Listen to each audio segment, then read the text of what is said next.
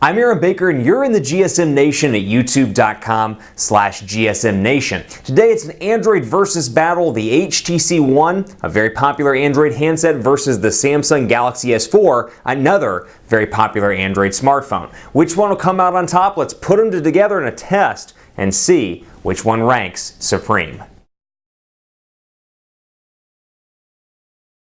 Two exceptionally hot high-end Android handsets and one versus battle right here on the GSM Nation YouTube channel. It's at youtube.com/GSM Nation, and today we're pitching up the HTC One against the Samsung Galaxy S4. Now these devices are very similar in a lot of ways. Both run Android, but they're very different in a lot of ways as well. This one's metal, this one's plastic, this one has HTC Sense, this one has TouchWiz. Let's dive in together and figure out exactly what they have. The HTC One spec-wise, you're looking at a 1.9 gigahertz quad-core Snapdragon 600 CPU, a 4.7-inch 1080p HD display, a 4 ultra-pixel camera on the back of the unit which shoots video at 1080p, a 2,300 mAh non-removable battery, 2 gigabytes of RAM, Android 4.3 rolling out right now on both the international version and the Sprint version in the United States, and it's running HTC Sense version 5 atop Android 4.3 Jelly Bean. A high-end device all around with metal on the front and the back, and then of course boom sound speakers here at the top and the bottom, giving you a nice sound experience on the front of the unit. Beautiful build quality here, available in multiple colors depending on where you're getting it and what country that's in. Samsung Galaxy S4 over here, this is the international Galaxy S4. It's packing an octa-core processor, quad-core 1.6 gigahertz Cortex A15, quad-core 1.2 gigahertz Cortex A7 to give you that octa-core processing power, 2 gigabytes of RAM, 16 gigabytes of internal storage, 2,600 mAh removable battery here. You've got a 5-inch 1080p HD display, 13 megapixel camera with 1080p HD recording, and all kinds of goodness under the hood. This has 32 gigabytes of storage as well. This has a micro SD card. This does not. It's lots of specs. Let's dive in and take a look, and we'll start with the hardware. Now, like I said, metal here, beautiful all around. You've got your boom sound speakers on the front, 4.7-inch display, like I said, over on the left spine. You've got your micro SIM card slot, charging port down here at the bottom, micro USB, lots of micros. Volume rocker over on the right spine, power button which doubles up as an IR blaster up top for your TV service, so you can use this phone as a remote control. 3.5mm headphone jack up top here as well. On the Galaxy S4, volume rocker on the left spine, micro USB charging port at the bottom, power button over on the right, and then your watch on IR blaster right here again for TV service, and then over here 3.5mm headphone jack. Now from a look and feel perspective, these devices are dramatically different. You've got the HTC device over here, the Samsung device over here, metal, beautiful device over here, plastic, depends on your personal preference. This is available in multiple colors, as is this, and this one has a little bit more of a curved feel in hand, as you can see here on the back, nice curve, whereas this one is a little bit flatter and a little bit more flat on the sides. So not as much of a curve on the sides, fits in the hand, and this one over here curves and makes it a little bit easier to fit in the back of the hand. Now software, there's differences here as well. This is running, both are running Android. This one's running 4.3, this one's running 4.2.2 Jelly Bean, running Sense version 5 over here, running TouchWiz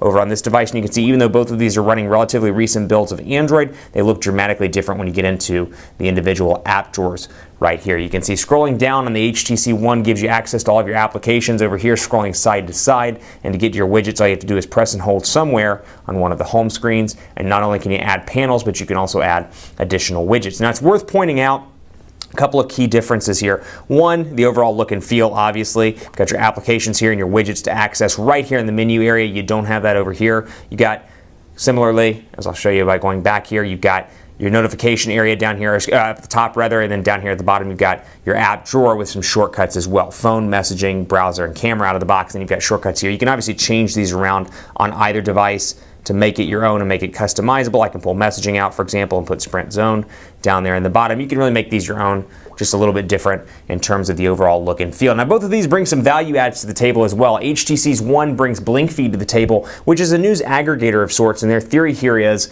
you've got 20 seconds, 30 seconds before you jump into the cab or get on the bus. It's a quick and easy way to take a look at the news that matters most to you, and you can come in here into settings, for example, and you can change the settings where it auto refreshes more regularly, and featured headlines, of course, and categories. You can come in here and select the news that's most important to you, and you can link up your Facebook, your Flickr, your Instagram, your LinkedIn, and your Twitter, and just scroll through here and quickly and easily read your news articles on the 4.7-inch display. Blink feed is great. HTC Zoe is another key feature here. We've got the 4 ultra pixel camera. I can come in here and do a combination of video, which are 3-second burst videos, just by clicking right here.